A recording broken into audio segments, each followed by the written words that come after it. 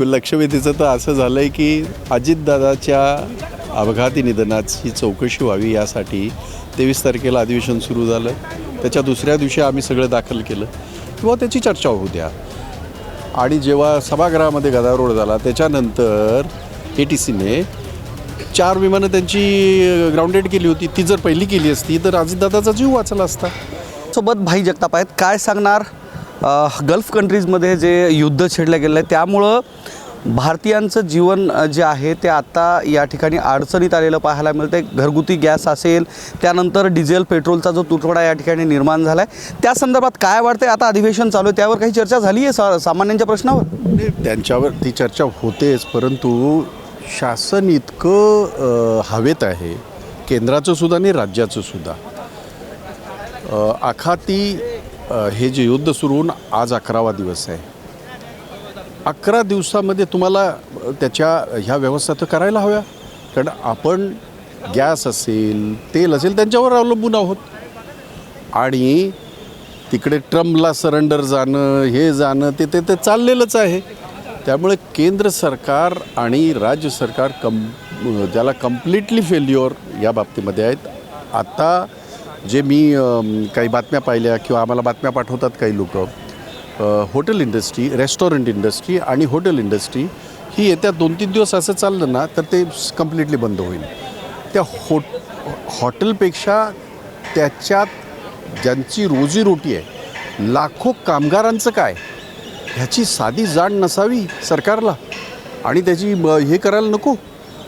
वास्तविक असे अनेक हे आहेत, साठेबाज आहेत, लबाड, ते सरकारला माहिती आहे की त्या साठेबाजांवर कधी कारवाई करणार तुम्ही? आपल्या देशामध्ये, आपल्या राज्यामध्ये असा एखादा हे जेन्युन आहे की आपल्याकडे गॅस येत नाही आहे, हे जेन्युन आहे की आपल्याकडे तेल येत नाही, पण जीवनावश्यक अशा अनेक गोष्टीचा साठा करून अशी आर्टिफिशियल तुटवडा तयार करून पैसे कमवणारे अनेक दलाल आहेत. आत्ता गॅसची ही परिस्थिती बघून सरकारने तर पावलं उचलली नाहीत 11 दिवसात. कदाचित हा माझा आरोप पण आहे असू शकतो की कदाचित काही साठेधारकांनी अशा पद्धतीने ठेवलं असावं. त्यांच्यावर कारवाई करा. आणि सरकार म्हणून तुमची जबाबदारी आहे ना, सरकार म्हणून तुमची जबाबदारी आहे की जर अशा पद्धतीची परिस्थिती आपल्या राज्यामध्ये, आपल्या देशामध्ये निर्माण झाली तर त्याला आम्ही कसं सामोरं जाणार आहोत? ते सरकार आरामात आहे नाही, आम्ही युद्ध थांबवू शकतो, भारताला काय होऊ शकत नाही. झालं ना, अजून काय व्हायला पाहिजे? भारताला काय होऊ शकत नाही असल्या कसल्या गमजा आणि कसल्या मोठ्या गोष्टी करताय? बरं, या सगळ्या गोष्टीमध्ये आता 10वी आणि 12वीच्या परीक्षा सुरू आहेत. बरेचसे विद्यार्थी जे आहेत ते बाहेर शिकायला जातात, जसं पुणे या ठिकाणी, मुंबईमध्ये आहेत छत्रपती संभाजीनगर, नांदेड या ठिकाणी जे विद्यार्थी आहेत बाहेर शिक्षणासाठी असतात. आणि त्या दरम्यान जे खानावळी आहेत त्याच्यावर त्यांचे डबे लावलेले असतात. या गॅसचा तुटवडा निर्माण झाल्यामुळं त्यांच्या शिक्षणामध्येही कुठंतरी व्यत्यय निर्माण होय अशी परिस्थिती निर्माण झाली. नक्कीच हे विद्यार्थ्यांचं आहे, त्यांच्या आयुष्याच्या अशा त्या 10वी 12वीच्या परीक्षेचे त्या करिअरच्या उंबरट्यावर आहेत, त्यांना त्याचा फटका बसेल. असे अनेक कुटुंब आहेत की जे रेस्टॉरंटमध्ये जेवण करतात, त्यांच्यावरच भागतं. रेस्टॉरंटपेक्षा जे फूड, जे रस्त्यावर जे फूड असतं त्याच्यावर कितीतरी लोक अवलंबून आहेत. म्हणजे रोजगार तर अवलंबून आहेच, लोकांचं पोटसुद्धा अवलंबून आहे.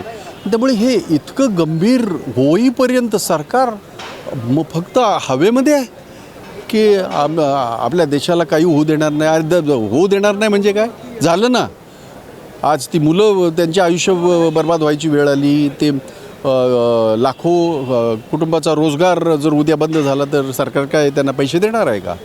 त्यामुळे अतिशय बेजबाबदारपणे केंद्राचं सरकार, नरेंद्र मोदीचं सरकार वागतं आहे आणि राज्यातलं देवेंद्र फडणवीसांचं सरकारसुद्धा अतिशय बेजबाबदारपणे वागतं आहे. 2 दिवसापूर्वी गॅसच्या दरामध्ये जवळपास 66 रुपयांची वाढ करण्यात आलेली आहे. तुम्ही कसं पाहता? फुंकण्यांचे दिवस संपले, आता बहिणींना गॅस मिळालेला आहे. नाही, म्हणून म्हटलं की हे सगळे ह्या सगळ्या घोषणा, बजेट आमचं, त्याच्यामध्ये एवढ्या सगळ्या घोषणा एका महाराष्ट्रातल्या नवीन जन्मणाऱ्या मुलावर 85,000चं कर्ज घेऊनच ते जन्माला येते. ही आकडेवारी खरी आहे, हा आरोप नाही.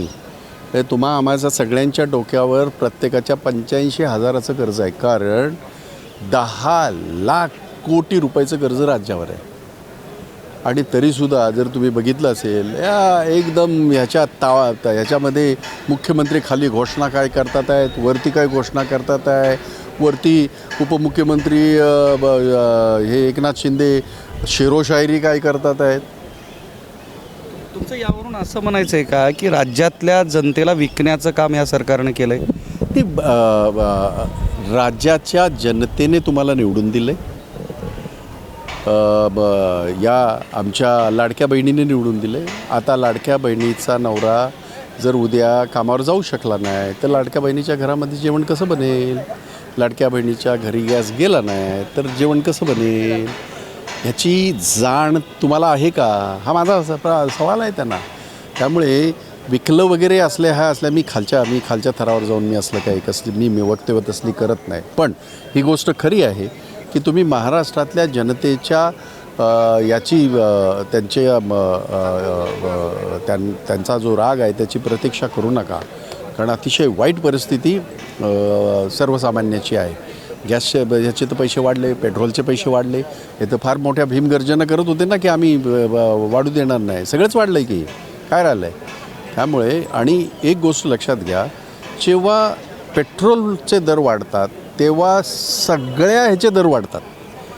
पेट्रोल एक अशी वस्तू आहे की त्याच्यामध्ये जर वाढ झाली की सगळ्या जीवनावश्यक वस्तूसुद्धा, बाकीच्या सगळ्या वस्तूसुद्धा त्याच्यावर त्याचा परिणाम होतो आणि त्या वाढतात. त्यामुळे हे मजेत आहेत सगळे. दावोसला जाऊन येतात आहेत, इकडे काय घोषणा करतात आहेत, तिकडे सभागृहामध्ये बजेटचं काय वाहवा करतात आहेत, काही करतात आहेत.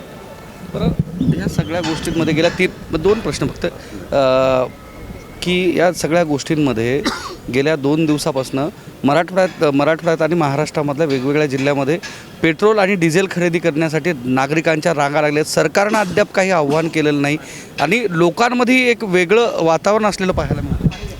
ते वातावरण तर आहेच आणि दुर्दैवी वातावरण आहे की म्हणून मी म्हटलं 11 दिवस झाले. ह्या सगळ्या गोष्टी तुम्ही अँटिसिपेट करायला पाहिजे होत्या, ह्याचे तुम्ही अंदाज लावायला पाहिजे, अधिकाऱ्यांनी अंदाज लावायला पाहिजे आणि आपण काहीतरी त्याची व्यवस्था करायला हवी होती, जी की दिसतच नाही आहे.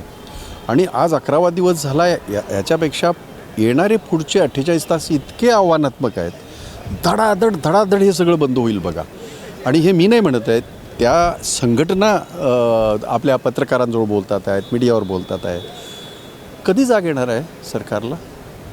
आमच्या गाडींमध्ये ठीक आहे हो, आपले पेट्रोल भरलं जाते. सर्वसामान्याच्या गाड्या, आमच्यासुद्धा गाड्या लाईन लागते की आमच्या ड्रायव्हरला 1 तास पहिलं पाठवायला लागतं पेट्रोल भरायला. त्यामुळे ही परिस्थिती तुम्ही एवढ्या सगळ्या त्या युद्धामध्ये होणार कारण आपण त्यांच्यावर अवलंबून आहोत. ही तुम्हाला साधी कल्पना नाही. गेल्या 3 दिवसा बेजबाबदार सरकार. गेल्या 3 दिवसापासून लक्षवेधी पण करून घेतलं नाही जात नाही. नाही, त्या लक्षवेधीचं तर असं झालं आहे की अजितदादाच्या अपघाती निधनाची चौकशी व्हावी यासाठी 23 तारखेला अधिवेशन सुरू झालं. त्याच्या दुसऱ्या दिवशी आम्ही सगळं दाखल केलं किंवा त्याची चर्चा होऊ द्या. आणि जेव्हा सभागृहामध्ये गदारोळ झाला त्याच्यानंतर ह्याने आपल्या आय टी सीने नाही, हे तुमचं traffic control, air traffic control ATCने 4 विमानं त्यांची ग्राउंडेड केली होती. ती जर पहिली केली असती तर अजितदादाचा जीव वाचला असता. तुम्ही जी ग्राउंडेड केली याचा अर्थ त्याच्यामध्ये काही त्रुटी होत्या, त्याच्यामध्ये काही चुका होत्या. आम्ही ती गोष्ट आम्ही चर्चेला घ्या सांगतोय, नाही घेत आहेत.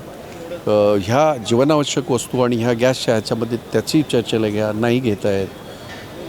आणि सगळा सावळा गोंधळ आहे. खरं सांगतो की त्यांना बस आम्हाला लोकांनी मॅन्डेट दिलं आहे. अहो, तुम्हाला लोकांनी नाही दिलं हो, तुम्हाला EVMने मॅन्डेट दिलं आहे तुम्हाला. आणि एवढा तुम्हाला जेव्हा खात्री आहे, या ना ह्याच्यावर बॅलॉटवर या ना, तुमची अवकात काय आहे ती तुम्हाला दिसून जाईल.